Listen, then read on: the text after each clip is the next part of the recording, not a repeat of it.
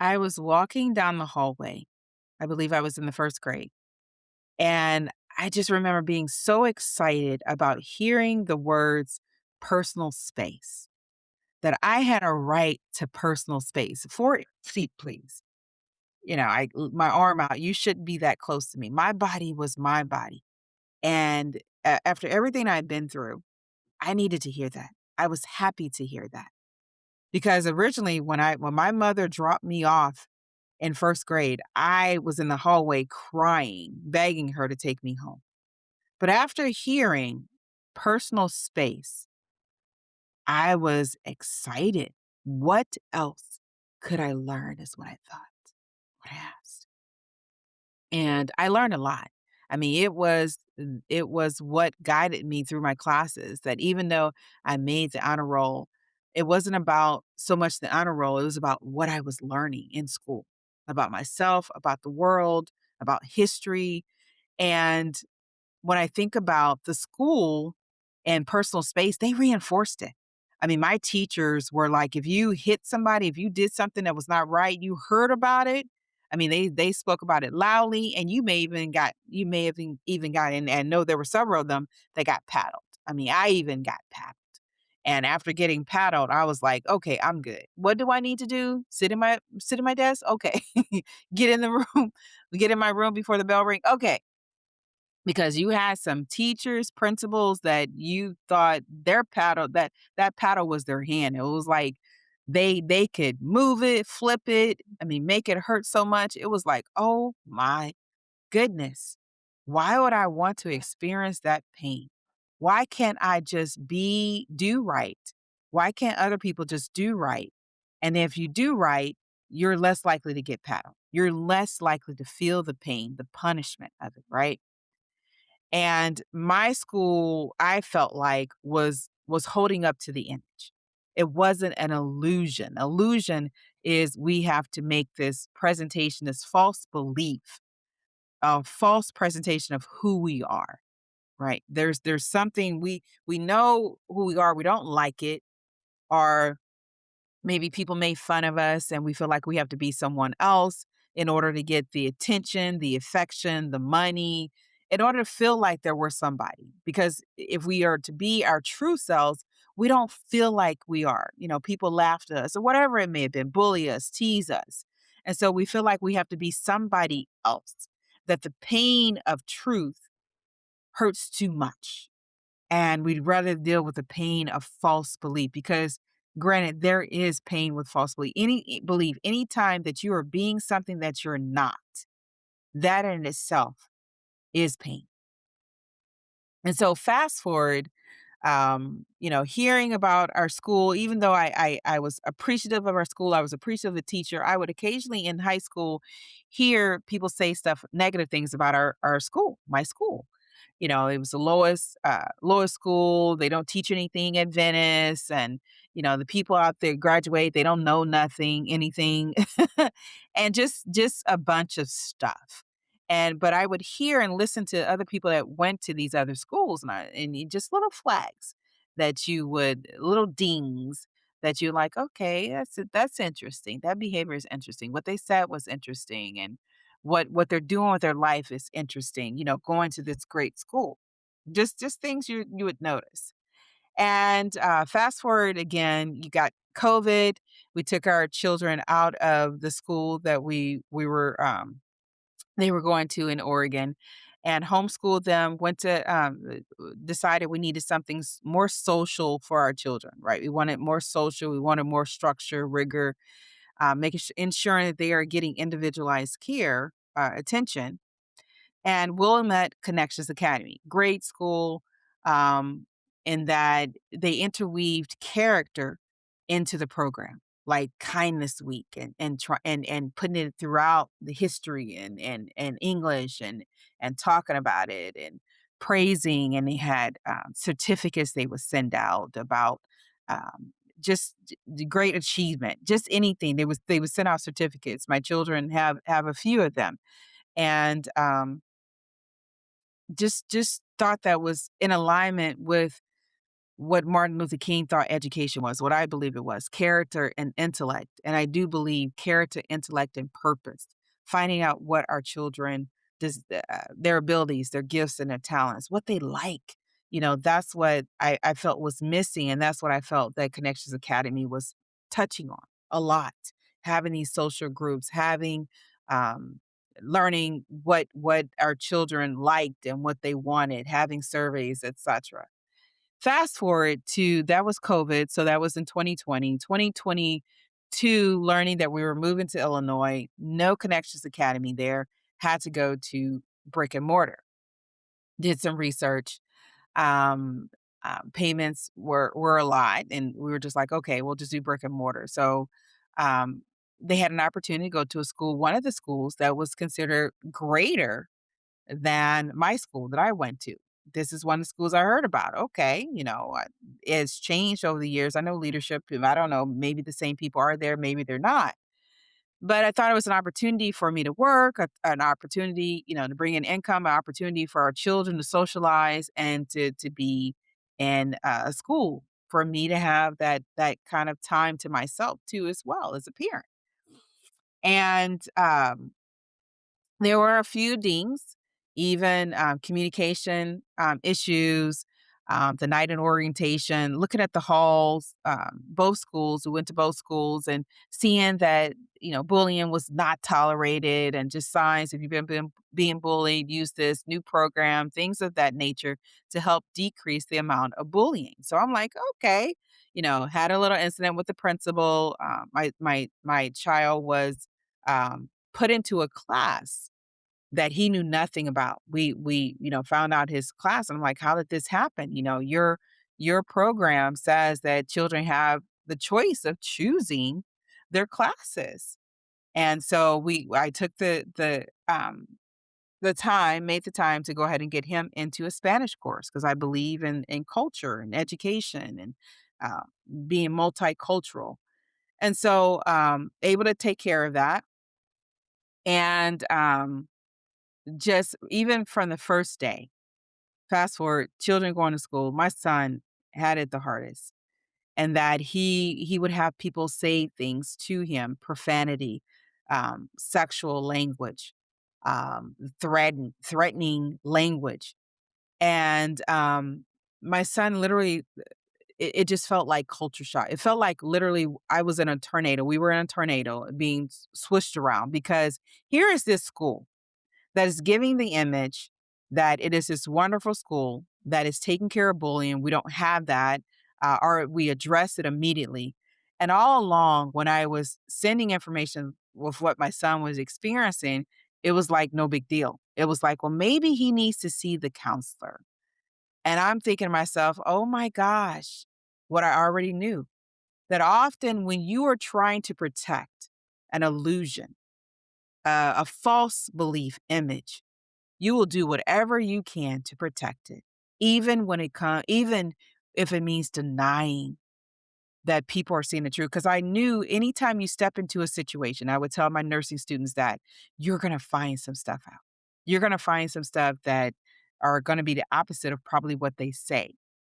And so I don't know if this is seed that I had sown, but my children, especially my son, because he's in a higher grade than my daughter, he's um 2 years higher than she is, and just the way he was talked to in middle school and what he experienced with the staff and them being behind students that were cursing and laughing about it, and the how the teachers were responding, those little tidbits of hints that I felt, those intuitive nudges are little flags that I saw started coming out, started unfolding themselves.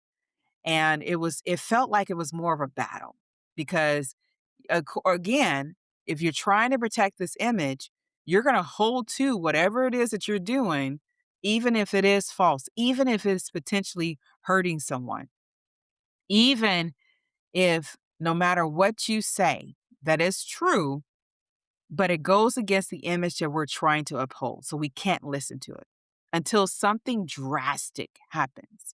And I believe something drastic did happen to a point that there was an assembly that was called for the students. And my son said everything he had been through, it was addressed in that assembly. We know that you're experiencing this. We know that this is happening. And I'm thinking to myself, oh my gosh, this is all the stuff that we had talked about and that I had brought to the principal, was told that it would go to the superintendent, never heard anything. My husband got involved and we saw truth and the protection of the image until something drastic happens. And you think about all of the frustration that you can receive on the other end. And it's not just about schools, it's about jobs and employments, it's employers. It's about parenting. When we have to uphold this image that everything is okay, this false belief, this illusion, because we don't want other people to know the truth. And the truth is actually what will set us free.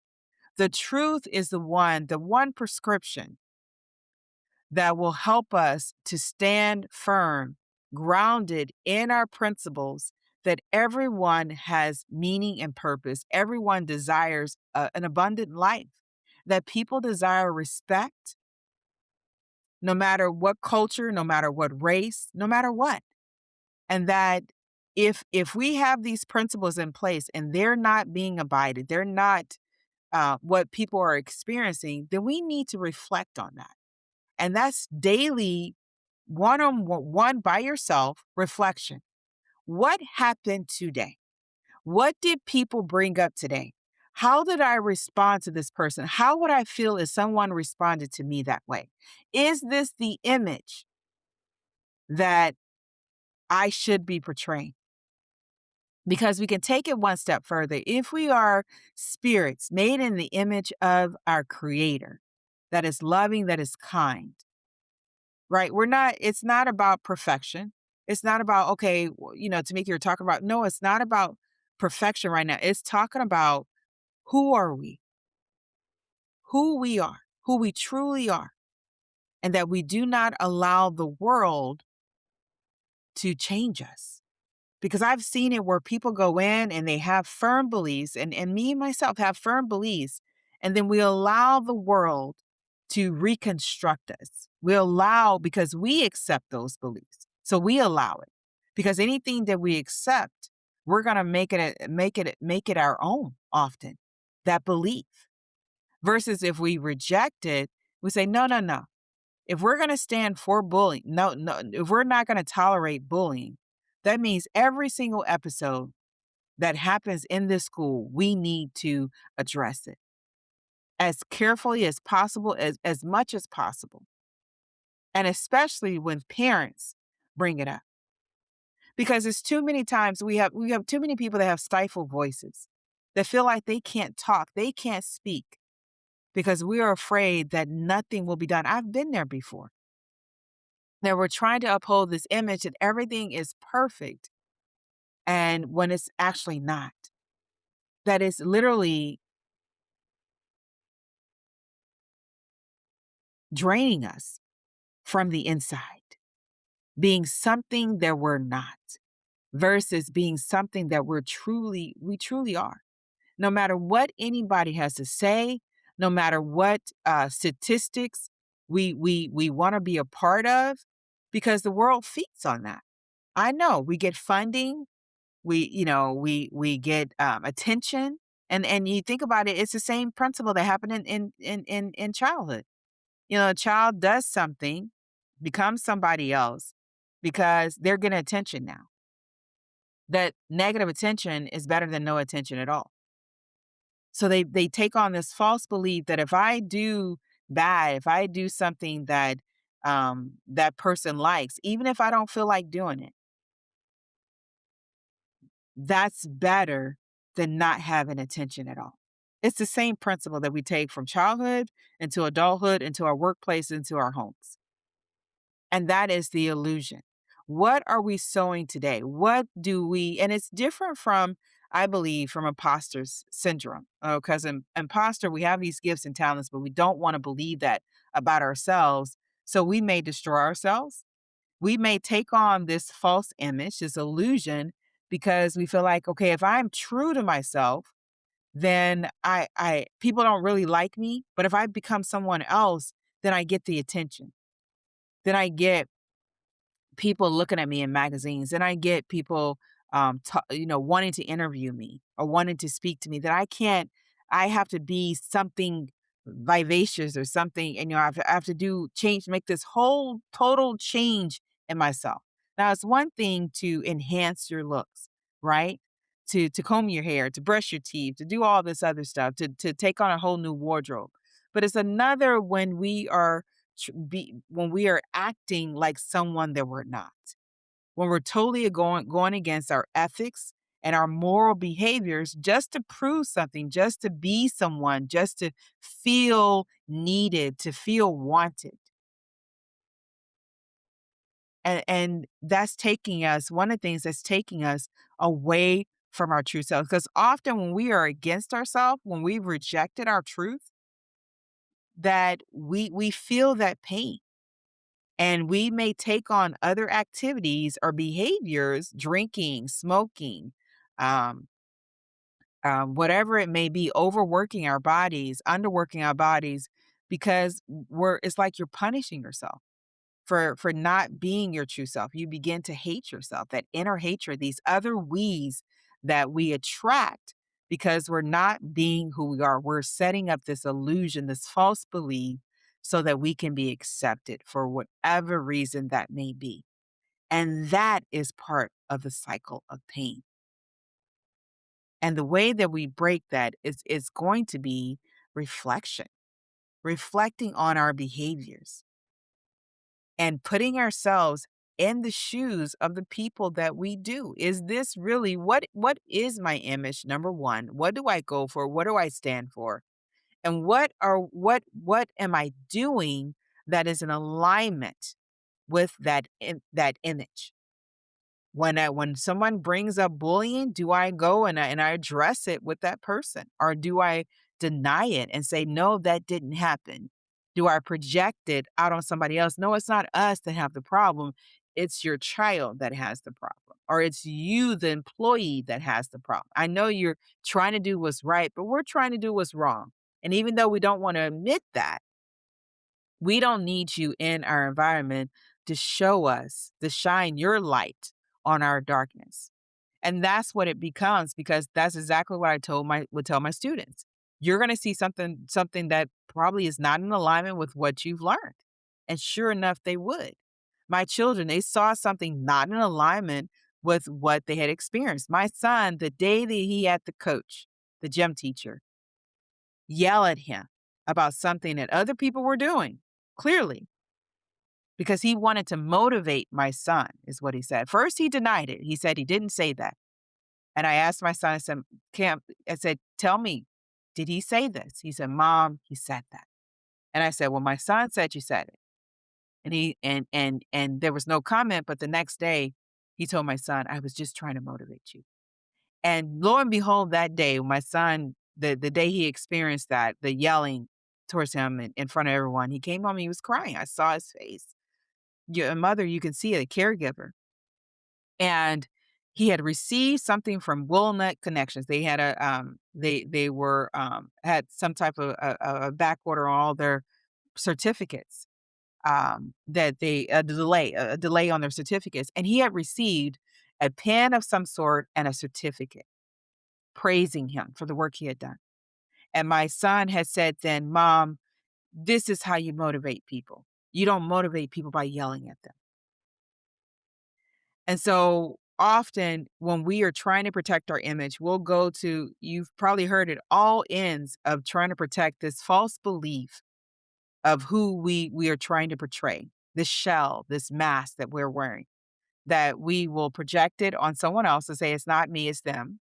We will deny and lying about it or telling a story about it.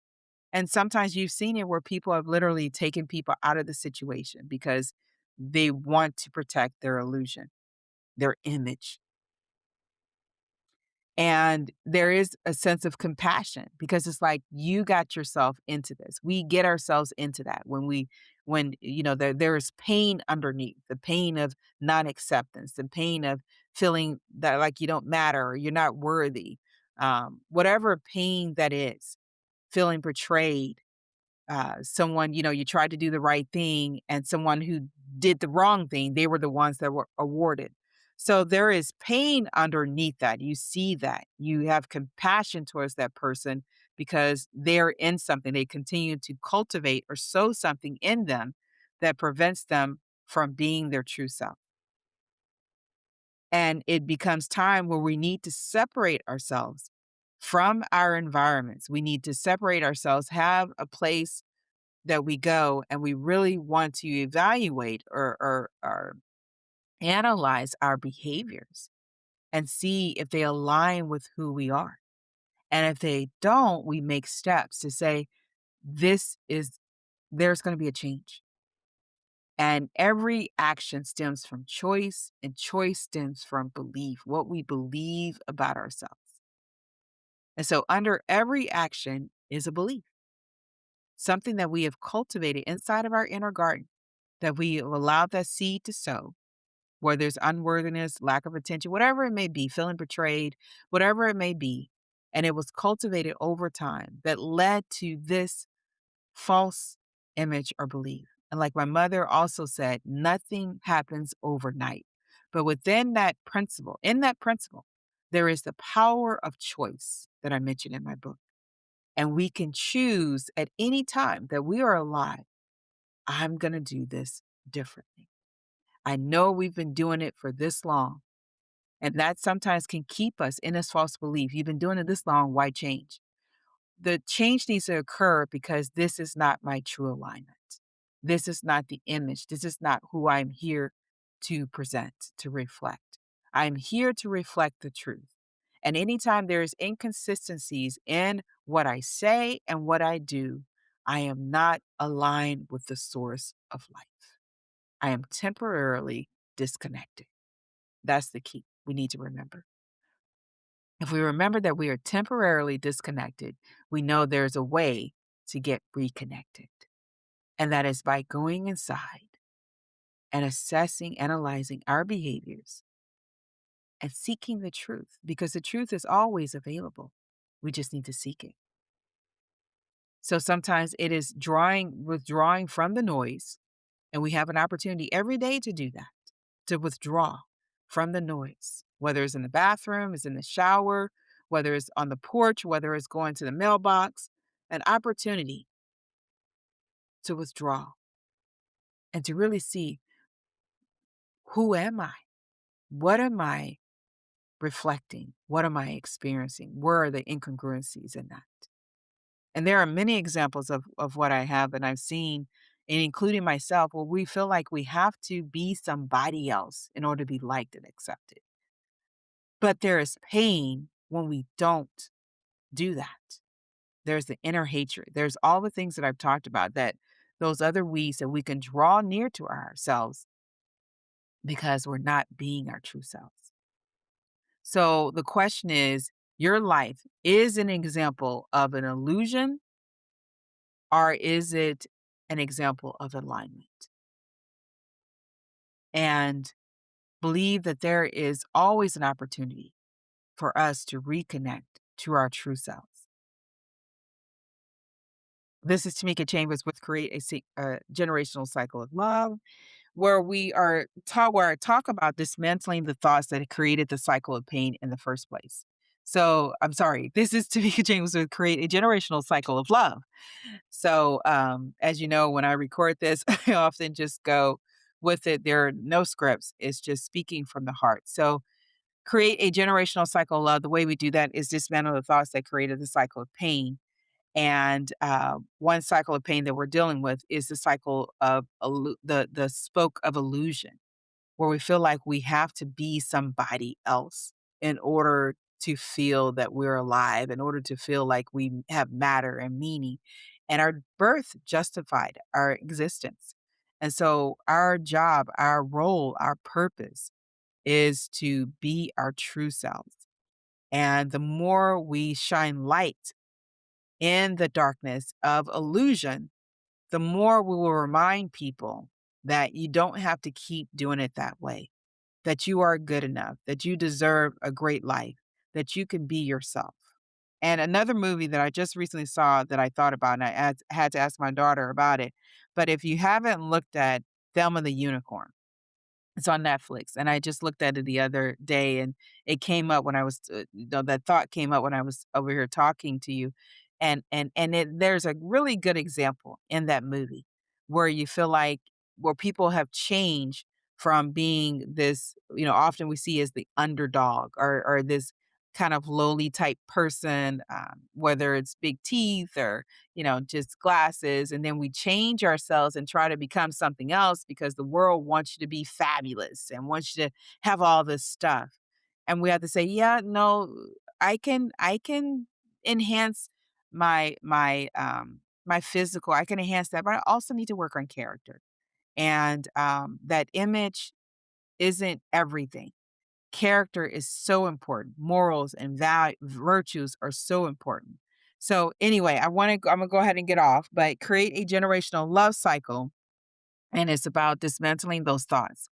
It's about reinstilling those virtues, replanting those virtuous seeds, and taking the weeds of betrayal, inner hatred, um, not feeling good enough, and really removing those, and understanding that you are good enough as you are, and that your life has meaning and purpose. You're not a mistake, and that there are things that you are here to do here on earth, and one of them is not being a false belief, but reflecting the truth. I'll talk to you soon, and I'll put the link of my book that's out, and I will look forward to hearing from you. Please feel free to share your comments. I'll talk to you soon.